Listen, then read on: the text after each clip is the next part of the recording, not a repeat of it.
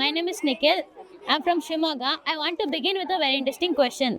Have you ever observed a spider, especially its long legs? Do you know why a spider's legs curl inward when it dies? Well, this caught my attention, and when I found the science behind it, I found something truly amazing. Spiders use hydraulic pressure to move their legs. So, when the heart of the spider pumps blood into the legs, they extend outward like this. And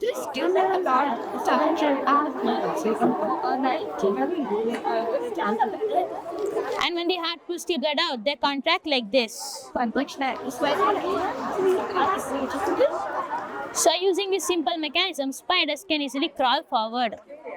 So, when a spider dies, there will be no pressure left in the system, and hence the legs curl inward automatically. So, welcome to my model, This is the final one. It's done. and welcome to Raman Awards.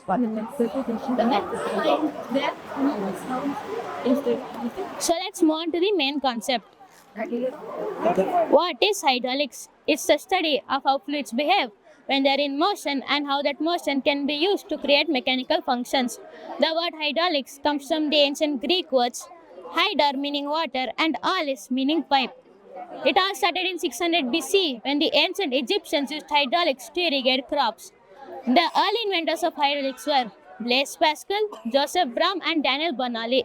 In 1653, Pascal established Pascal's law of hydraulics, which states that any pressure applied to a confined fluid is transmitted uniformly in all directions throughout the fluid, regardless of the shape of the container. Now let me demonstrate it.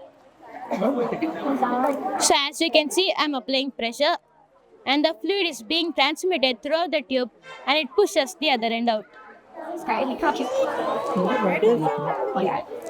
So, hydraulics can also multiply force. A small push can lead to a much larger output, and it's used in everyday applications like hydraulic excavators, jacks, and hospital beds. And even nature uses it, like spider legs and earthworms for movement.